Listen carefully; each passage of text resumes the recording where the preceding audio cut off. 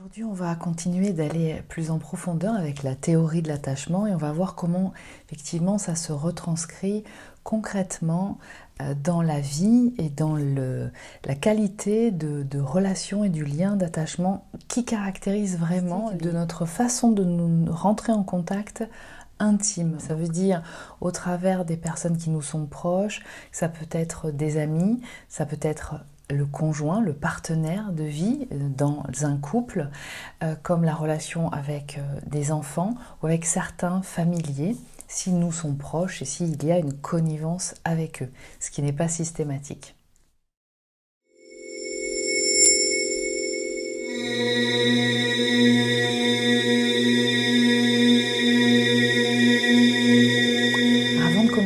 Permettez-moi de me présenter. Je suis psychopraticienne professionnelle en relation d'aide. Je suis certifiée en plusieurs techniques d'hypnose concernant différents troubles et dysfonctionnalités qui bloquent le processus évolutif humain. Je suis coach en développement intra- et interpersonnel.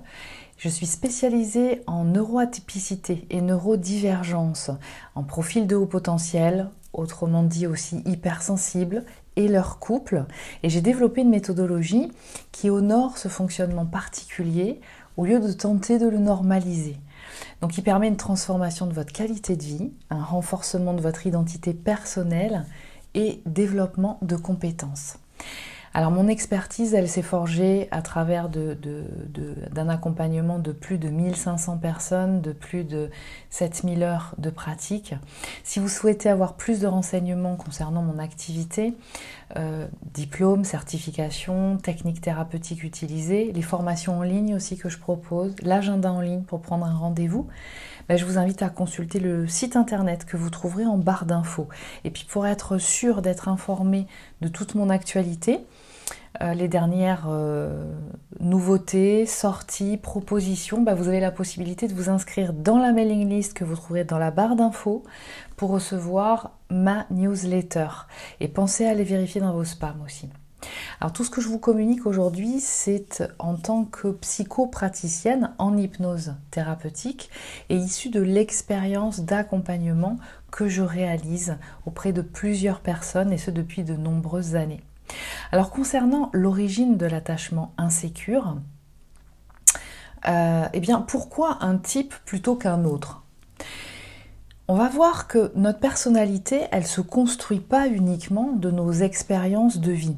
Bien qu'il y ait des aléas de la vie et ces phases d'adversité et de providence aussi expérimentées durant les premières années ont une influence importante sur la façon dont nous percevons le monde, l'autre et nous-mêmes, ça ce sont les modèles internes opérants, et notre tempérament, il dépend aussi de la particularité de la constitution physiologique qui nous caractérise à la naissance et qui détermine notre tendance actif-passif ou introverti-extraverti des traits de notre caractère. Alors, cette constitution physiologique avec laquelle nous venons au monde, ce qu'on appelle le tempérament, et c'est un champ d'étude en psychologie, le tempérament, déterminé par des traits de caractère, nous rend plus ou moins adaptables, introverti ou extraverti, actif ou passif. Le tempérament, il influence le développement de notre style d'attachement. Et donc, on est ainsi exposé à une même qualité environnementale. Par exemple, deux enfants ne se développeront pas systématiquement de la même façon et avec le même style d'attachement. Il est à noter aussi que les personnes au profil de haut potentiel, qui se caractérisent par une ultra-sensibilité, de par l'acuité des différentes formes d'intelligence qu'ils peuvent manifester, sont plus propices à ressentir un événement avec une intensité émotionnelle supérieure à la moyenne. Et ce qui les rend plus perméables à l'enregistrement d'un traumatisme. Et ça, c'est une caractéristique importante à savoir. L'humain, il reste toujours complexe et empreint d'influences, encore inexpliquées en sciences humaines aujourd'hui, et son fonctionnement, il ne peut pas se réduire à des concepts ou classifications immuables. Alors, se protéger de la douleur émotionnelle. Un contexte environnemental qui ne fournit pas assez de bienveillance affective à un enfant est à l'origine d'une douleur émotionnelle qui va s'enregistrer dans la banque de mémoire de l'inconscient.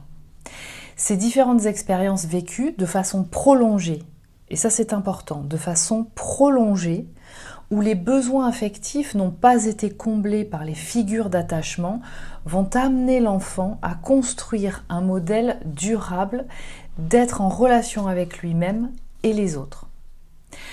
Va alors s'installer en lui un mode relationnel qui est une réponse adaptative au contexte insécure qui lui a été proposé et qui, si rien n'est mis en œuvre pour le faire évoluer, risque de rester opérant une fois adulte.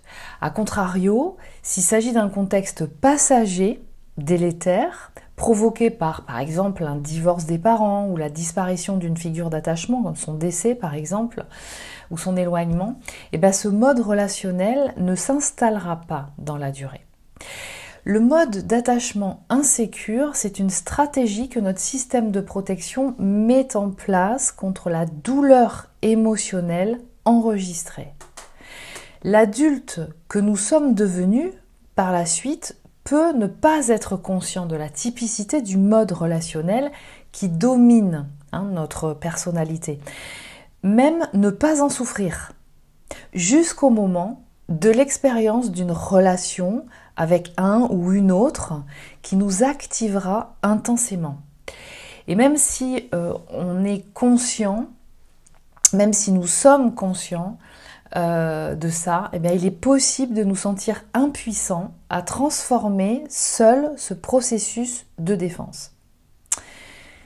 L'origine dans les expériences relationnelles de l'enfance. Alors, l'environnement insécurisant présent dans certaines familles durant l'enfance est à l'origine du développement d'un attachement insécure. Il y a différentes situations de nature et d'intensité variables qui vont activer le système d'attachement de l'enfant au détriment de son système d'exploration. C'est-à-dire qu'ils vont l'empêcher de pouvoir aller explorer pour se développer, avec pour conséquence de grandes difficultés à réguler ses émotions et acquérir une représentation mentale correcte de lui-même et du monde, ce qu'on appelle la mentalisation. Parce que c'est le système d'exploration qui met et qui permet le développement des formes d'intelligence et de l'apprentissage qui va favoriser une bonne connaissance de soi, des autres et du monde pour mener sa vie de la façon la plus évolutive et réaliste qui soit, et autonome donc. Ce que Jung appelait le processus d'individuation. Mais dès que le système d'attachement est activé, le système d'exploration est suspendu, et inversement. Pour que le système d'exploration puisse être bien actif, ce qui est un programme inhérent à l'humain, il faut que le système d'attachement soit le plus sécure possible. Une personne au profil d'attachement insécure, qu'il soit de type anxieux, désorganisé ou évitant, va avoir tendance à ressentir un stress intense dans le cadre d'un lien affectif de grande intimité, qu'il soit en amitié, familiale ou conjugale, et manifester des comportements qui rendent difficile la relation intime. Que ce soit par un besoin constant de contact ou de distanciation émotionnelle. Donc là, on va voir un aperçu de différentes situations qui peuvent être à l'origine d'un style d'attachement insécure si elles ont été vécues de façon répétée et ou trop intense.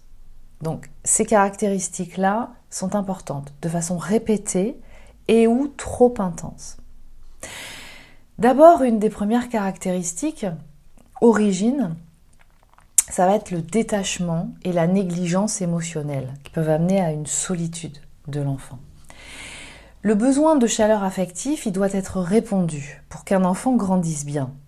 S'intéresser aux émotions qu'il ressent chaque jour de sa vie et l'aider à les réguler en le réconfortant par la douceur d'un câlin, d'une écoute ou de la proposition de solutions par rapport à des problématiques qu'il va exprimer, à des propositions de solutions au stress qui l'envahit aussi, y contribue. La nourriture affective, c'est un ingrédient fondamental du développement de la sécurité intérieure. C'est pas accessoire, c'est un besoin essentiel. Un ou plusieurs parents, parce qu'ils n'ont pas été eux-mêmes nourris affectivement de leur propre figure d'attachement, ou manifestant un comportement manipulateur aussi, perpétuent une distance émotionnelle avec leur enfant. Et celui-ci, il peut être bien nourri, logé, blanchi, avoir tout ce dont il a besoin concrètement, matériellement, dans le confort matériel, mais la chaleur affective, elle est absente. Et l'expression et l'écoute des émotions n'est pas habituelle, voire évitée dans ce cas. Les discussions profondes, susceptibles de révéler une vulnérabilité personnelle, ne sont pas favorisées alors. Ou pire, elles sont rejetées lorsqu'il y a détresse. Un petit garçon, par exemple, qui se fait mal en tombant, se met à pleurer et s'entend dire par son père mécontent « mais arrête, un garçon ça pleurniche pas ». Ou encore une petite fille dont les résultats de sa pratique musicale sont excellents et remarqués par ses enseignants, et face auquel sa mère reste impassible en lui disant « tu n'es pas encore au top, tu as encore du travail ». Envoie du coup un message délétère à l'enfant qui abîme son estime de lui. Lorsque l'environnement familial dans lequel évolue l'enfant ne manifeste pas ou peu de paroles valorisantes, échangées, de gestes et de regards tendres à son égard, il se sent seul au milieu des autres membres de sa famille. Il se sent incompris, pas écouté, pas accueilli. L'absence des parents, des figures d'attachement ou une ambiance générale peu chaleureuse contribue à le laisser seul avec ses pensées et ses émotions. Et l'enfant, naturellement égocentrique, croit alors que la seule raison du manque d'attention de ces figures d'attachement provient du fait qu'il ne soit pas assez bon, gentil ou obéissant. Et l'enfant, il est égocentrique parce que quoi qu'il se passe en fait dans son environnement, il croit que tout provient de lui, c'est de sa faute. Et donc là, il croit avoir peu de valeur pour ses parents dans ce cas-là. Évoluer dans un environnement où les émotions sont gênantes, voire censurées, empêche l'apprentissage de leur régulation. Et par mimétisme, l'enfant va développer une habitude de contrôle dont la stratégie adaptative consiste à cacher les émotions qu'il ressent et s'en dissocier. Et par la suite, ce fonctionnement de contrôle aura un impact conséquent dans sa vie. Au moment de l'adolescence, par exemple, et puis à l'âge adulte, il sera plus enclin à exploser, par exemple, donc c'est vraiment une colère envers l'extérieur, ou bien à imploser, ce sera plutôt une colère envers lui-même. Ensuite, autre origine du type d'attachement insécure, c'est l'excès de protection. Bien qu'il soit fondamental que le besoin de chaleur affective soit répondu pour que l'enfant se construise bien, on sait aussi que l'activation de son système d'exploration contribue au développement de son autonomie. Ça, on l'a déjà vu. Donc, certains parents, motivés par la bienveillance, de tempérament souvent anxieux d'ailleurs, ils peuvent être excessivement protecteurs envers leur enfant et les empêchant du coup de se confronter aux difficultés de la vie. Un parent au profil manipulateur peut aussi saboter l'impulsion biologique du système d'exploration de l'enfant. Expérimenter les contraintes, les épreuves, les séparations de l'existence permet de développer une représentation réaliste de son fonctionnement et de ses propres capacités d'autonomie dans la résolution de ses problématiques de vie. Le système d'exploration contribue à développer l'autonomie. Donc lorsque le parent ou la figure d'attachement principale, ça peut être la maman, ça peut être le père aussi, réalise à la place de l'enfant un grand nombre de tâches quotidiennes qu'il est en capacité de faire lui-même, que l'enfant est en capacité de faire lui-même. C'est important, ce point. C'est-à-dire, par exemple, faire son lit, ranger sa chambre, mettre le linge au sale, nettoyer la table et faire la vaisselle après chaque repas, faire ses devoirs, ne le laisse pas relever par lui-même des défis sans les réaliser à sa place, comme par exemple aussi répondre ou l'aider à réaliser un examen, ou faire la punition à la place de l'enfant, par exemple, ou encore ne lui laisse pas la liberté nécessaire pour aller explorer le monde, eh bien, ce parent entrave le développement psycho-affectif de l'enfant. L'enfant, il ne peut pas alors développer son estime de soi, et cette estime de soi, elle finit par se détériorer, et ce qui l'empêche de se construire. Cette estime de soi, ce narcissisme positif, il est nécessaire à l'autonomie de l'individu une fois adulte, mais qui va commencer à se développer dès l'enfance, qui va se déployer encore à l'adolescence. Parce que l'enfant, il en arrive soit à se rebeller, soit à se soumettre en refoulant ses émotions. La qualité du lien avec la figure d'attachement, du coup, elle est endommagée. Dans ce cas-là, autre origine, les circonstances défavorables de la vie. Il y a des événements qui peuvent être vécus par les parents et qui peuvent du coup venir bousculer l'harmonie de la vie familiale et qui génèrent du coup un grand stress chez l'enfant. Ça peut être un deuil, la maladie d'un parent, la dépression, un accident, des difficultés financières, de nombreux déménagements par exemple aussi, un éloignement physique d'un des deux parents, un divorce conflictuel. Tout ça, ça peut venir submerger l'enfant d'émotions délétères sur une longue période. Et face à une situation de stress intense provoquée par l'adversité d'un événement, dont finalement nul ne peut s'assurer d'être épargné, on est bien d'accord là-dessus. Mais le plus important réside dans le soutien qui est apporté à l'enfant ou à la jeune personne, même à l'adolescent aussi, pour traverser l'épreuve. Durant et après l'événement, si un ou plusieurs adultes restent attentifs à son comportement, à cet enfant, cet adolescent, prennent le temps de créer un échange avec lui pour l'inviter à exprimer les émotions qu'il ressent, l'état dans lequel il se sent, et écouter ce qu'il ressent, lui expliquer ce qui se passe aussi. Le réconforter par des paroles douces et un câlin, lui signifier que s'il a besoin, le parent est là, il y a quelqu'un pour l'écouter, la mémoire de l'événement ne sera que peu traumatique. A l'inverse, si les parents ou la figure d'attachement ne démontrent pas de présence réconfortante à l'enfant concernant cet événement délétère, persistant, régulier, il est laissé dans l'incompréhension et la solitude, et qui va favoriser du coup l'intensité du stress. Livré à lui-même, du coup, l'enfant ne peut alors développer de représentation suffisamment stable et positive du monde et de lui-même, parce qu'il reçoit l'information qu'il n'est pas bien d'exprimer des émotions de peur, de colère, de tristesse, d'autres émotions. Tous les spécialistes en psychotraumatologie confirment que l'origine de l'intensité d'un traumatisme psychique provient de l'absence de soutien réconfortant durant et après l'événement, et que son impact dépend de la sensibilité de chacun. Encore une fois, deux enfants, deux individus exposés au même événement n'enregistreront pas la même intensité traumatique et ne développeront pas le même mécanisme adaptatif de protection, donc au niveau relationnel de type d'attachement. Autre origine de l'attachement insécure, c'est la violence éducative ordinaire.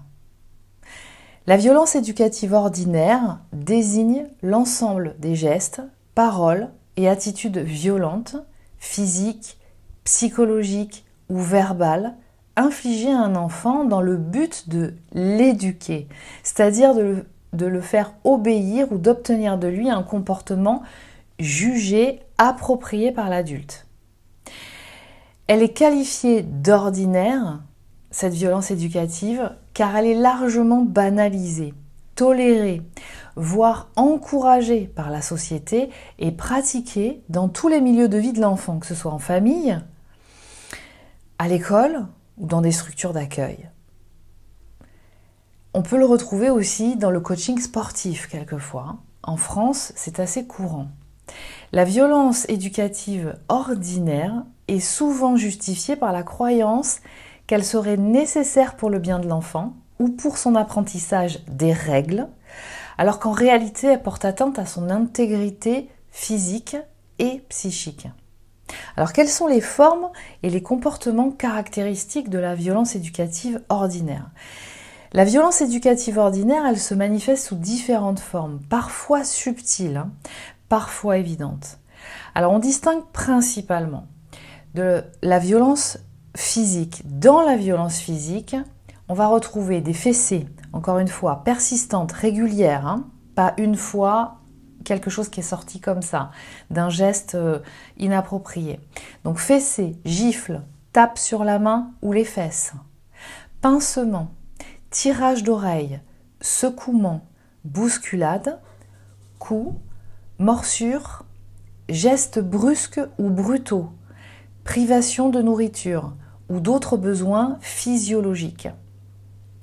Autre manifestation de la violence éducative ordinaire, les violences verbales. On va retrouver les cris, les hurlements, les insultes, les moqueries, les humiliations, le dénigrement, les menaces, par exemple, je vais te laisser ici ou tu n'es pas gentil, les paroles blessantes ou condescendantes, injures, les ordres donnés sur un ton agressif. Autre manifestation de la violence éducative ordinaire, les violences psychologiques. Parmi celles-ci, on retrouve le chantage affectif, par exemple. Si tu n'es pas sage, maman ne t'aimera plus.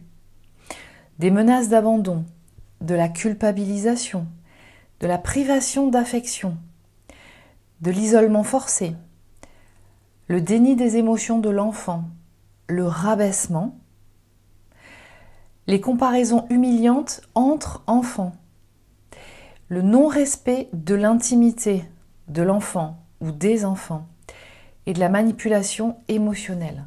Et puis on retrouve aussi une autre caractéristique des violences éducatives ordinaires, la négligence.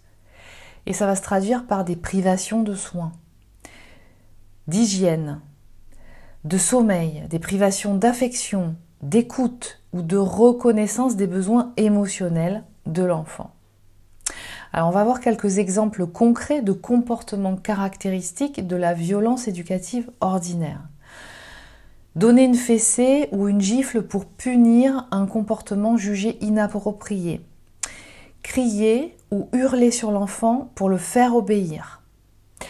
Dire à un enfant qu'il est méchant, qu'il est nul, qu'il est incapable, ou utiliser des insultes.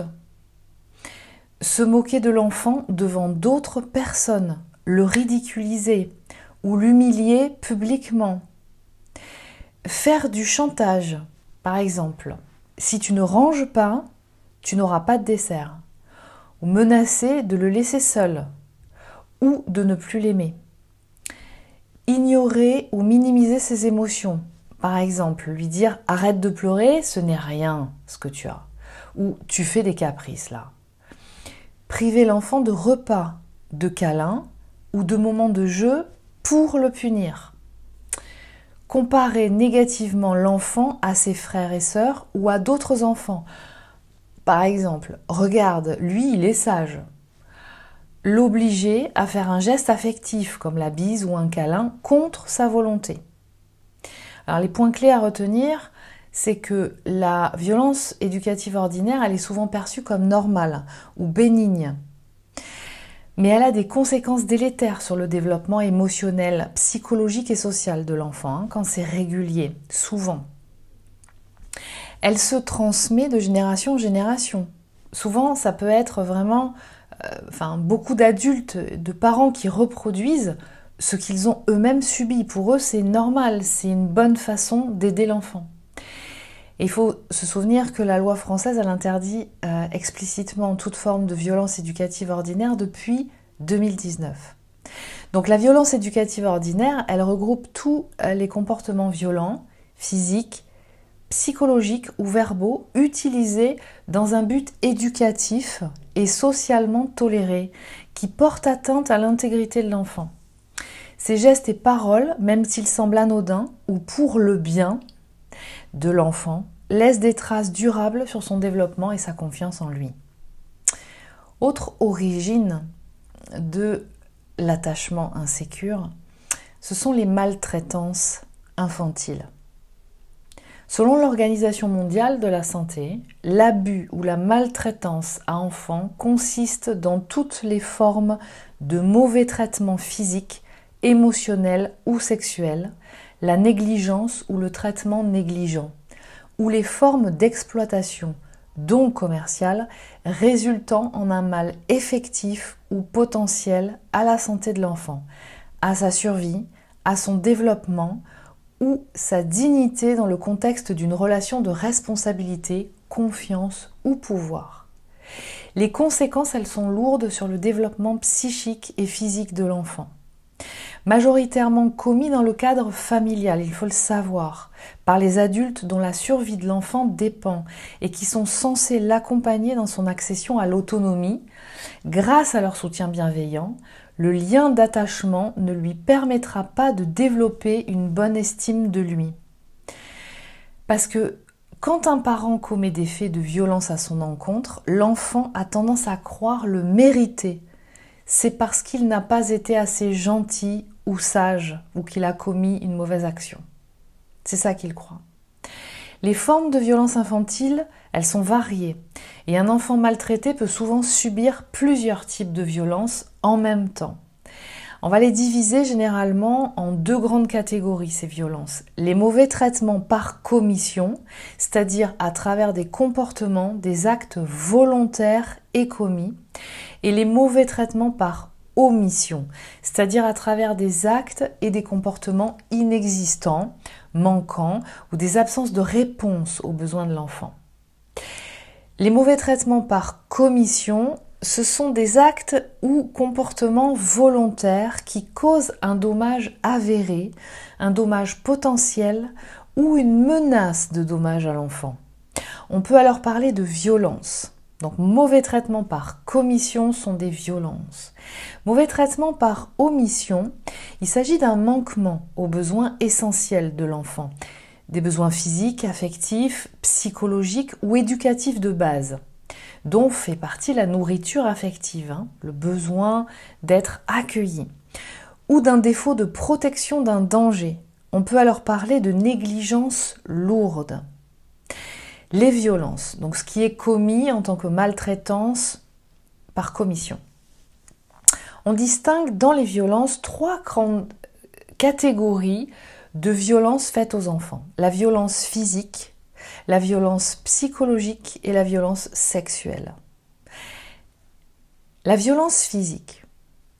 Les mauvais traitements physiques incluent tout usage délibéré et non accidentel de la force contre un enfant, de telle manière que l'enfant soit blessé ou risque de l'être, comme par exemple frapper à la main ou avec un objet, battre, donner des coups de pied, de poing, mordre, brûler, empoisonner, faire suffoquer, étrangler, secouer, jeter, noyer, fabriquer des symptômes chez l'enfant, induire délibérément une maladie.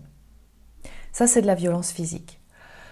Concernant la violence psychologique, cette forme de maltraitance, elle prend en compte des actes en général répétitifs comprenant les menaces verbales, l'isolement social, l'intimidation ou le fait d'imposer couramment à l'enfant des exigences déraisonnables, donc par rapport à son âge et à son niveau de développement, de le terroriser, de l'exploiter par du travail, au travers de la mendicité, de l'exposer au danger, à la violence, par exemple, commise par un parent sur l'autre parent, régulièrement, ou sur un autre enfant.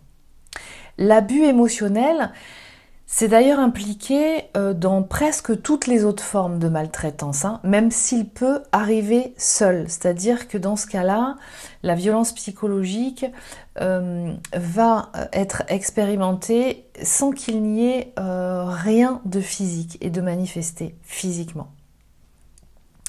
Et il y a les violences sexuelles.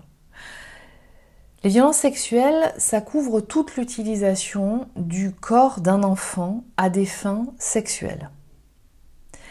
L'abus sexuel comprend le fait de forcer ou inciter un enfant à prendre part à des activités sexuelles, y compris la prostitution, que l'enfant ait conscience ou non de ce qui arrive. C'est de la responsabilité de l'adulte de le préserver de toute activité sexuelle jusqu'à un certain âge, avec quelqu'un d'autre. En tout cas, pas avec un adulte et pas avec une personne d'un certain type d'âge. Ce type de maltraitance peut comprendre un contact pénétratif ou non. Mais elles peuvent aussi inclure des activités sans contact, telles qu'amener les enfants à regarder des activités sexuelles, donc en présentiel, c'est-à-dire assister à des ébats, à des activités sexuelles d'adultes ou de personnes, ou vidéos de parents, proches ou inconnus, ou des vidéos de pornographie. Et je précise que ça ne concerne pas la relation et la découverte du corps que peuvent avoir des jeunes enfants entre eux, à découvrir leur partie sexuelle. Attention à bien faire le distinguo. Et à regarder ou produire des images sexuelles. Ou à encourager les enfants à avoir des comportements sexuels inadaptés. Par ailleurs, de nombreux enfants sont aussi exposés aux violences conjugales au sein de leur famille, que ce soit comme témoins ou comme victimes, et ce qui constitue une effraction psychique provoquant le trauma. Alors, comment identifier les dommages générés par commission et les séquelles? Là, on va voir quelques exemples d'actes et comportements volontaires pour chaque type de dommage en lien avec la maltraitance infantile, donc la violence infantile, ce qui est considéré comme un dommage avéré. Dans le cas de maltraitance physique, c'est frapper, secouer, brûler ou infliger toute autre blessure qui cause une lésion visible, c'est-à-dire des ecchymoses, fractures. Dans le cas psychologique, des insultes répétées, humiliation ou exposition constante à des disputes violentes. L'enfant peut développer des troubles de l'attachement, de l'anxiété ou de la dépression. Dans le cas de violences sexuelles, les dommages avérés sont toute forme d'agression sexuelle, contact forcé, exploitation à des fins de pornographie. Ce type d'acte provoque des traumatismes physiques et psychologiques durables. Ce qui est considéré comme un dommage potentiel. Dans le cas de violence physique, c'est laisser un enfant dans un environnement dangereux sans surveillance, comme près des objets tranchants ou de produits toxiques, ou ne pas soigner des blessures.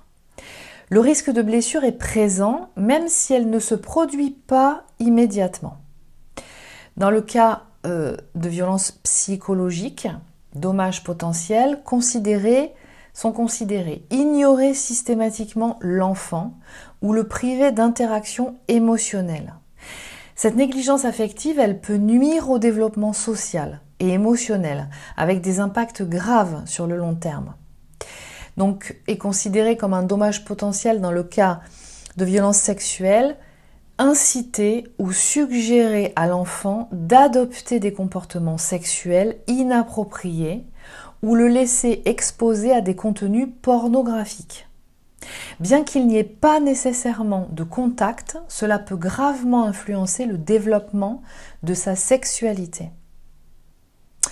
Concernant les menaces de dommage, ce qui est considéré comme une menace de dommage, dans le cas de violence physique, c'est menacer de blesser l'enfant ou de l'abandonner sans passer à l'acte. La peur et le sentiment d'insécurité peuvent gravement affecter l'enfant sans qu'il ne subisse de blessures physiques immédiates.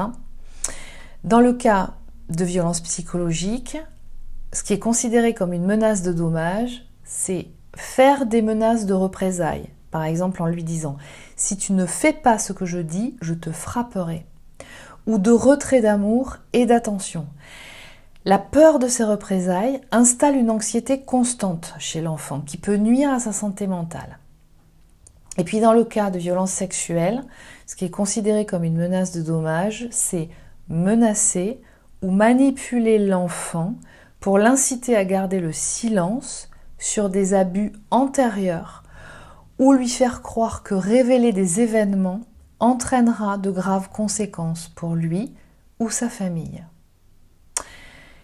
Concernant les négligences lourdes, c'est-à-dire les violences par omission, la négligence lourde, souvent chronique, répétée donc, implique des incidents répétitifs qui touchent au développement, à la santé et au bien-être de l'enfant.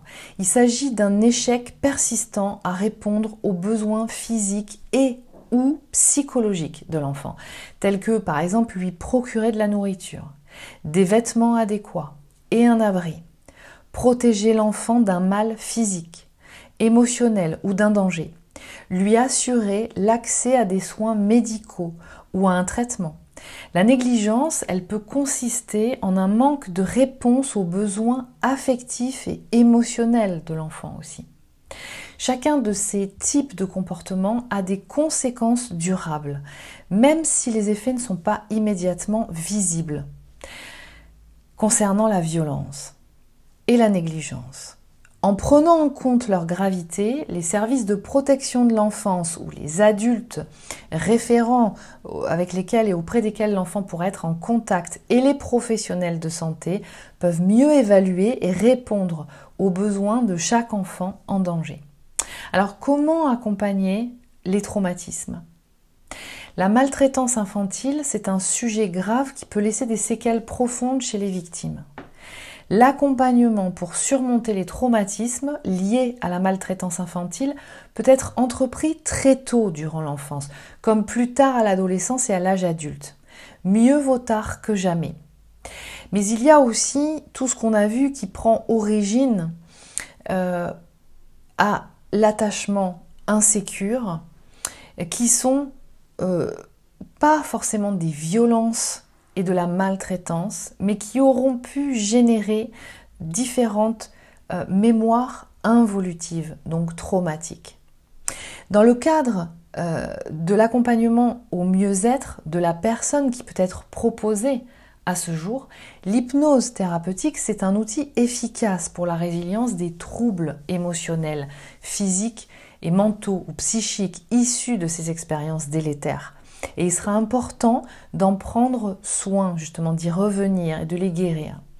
Il repose sur des techniques thérapeutiques éprouvées qui visent à atténuer les symptômes post-traumatiques, restaurer l'estime de soi et rétablir la sécurité intérieure de l'individu, de l'enfant, de l'adolescent, puis de l'adulte aussi, plus tard. Elles impliquent des actions précises qui peuvent être engagées à différents niveaux et aspects de l'individu, qui vont amorcer le processus de réparation possible. Et ces techniques thérapeutiques, elles aident à identifier et modifier les schémas de pensée négatifs générés par la mémoire traumatique, enregistrée et agissante dans le subconscient ou inconscient, comme par exemple la croyance en sa propre insuffisance ou le rejet, et de les déconstruire progressivement. Elle permet de développer des stratégies d'adaptation via des modes de fonctionnement plus sains, donc de reprogrammer une information évolutive. Beaucoup plus sain, fonctionnement beaucoup plus sain et bienveillant, et de réduire les symptômes comme l'anxiété ou la dépression. Elles permettent une réexposition progressive aux souvenirs pour réduire les réactions émotionnelles intenses associées au traumatisme. De retraiter les souvenirs traumatiques de manière plus adaptée, sans la charge émotionnelle intense. de libérer la charge émotionnelle du traumatisme stockée dans le corps. Donc la mémoire cellulaire est vraiment identique à la mémoire inconsciente. L'expression non verbale des émotions pour les enfants, elle permet d'explorer les impacts inconscients de la maltraitance et comment ils influencent les comportements actuels chez l'adulte, et d'améliorer la conscience de soi et la gestion des émotions. L'accompagnement par des thérapeutes spécialisés est essentiel parce que chaque technique doit être adaptée au parcours de la personne et à son degré de résilience. Ce qui est important de noter, c'est qu'il est possible de guérir, de réparer, et il est toujours possible de le faire à n'importe quel moment. Il est important de noter que chaque cas est unique et qu'une approche personnalisée est généralement la plus efficace. Les individus peuvent alors progressivement surmonter les traumatismes et retrouver un sentiment de bien-être. Un suivi à long terme par des professionnels qualifié est essentiel pour accompagner la guérison des traumatismes liés à la fois à la maltraitance infantile, mais aussi à ces différentes situations auxquelles très jeune, l'enfant, l'adolescent aura été exposé et qui aura été enregistré en des mémoires involutives ou psychotraumas. En tout cas, rien n'est immuable en ce sens. En type d'attachement insécure, tout ne se joue pas les premières années de vie, dans le sens où c'est à ce moment-là, dans les premières années de vie, que le cerveau est particulièrement prégnant à tout un tas d'informations, mais il est toujours possible d'acquérir et de développer un attachement sécure.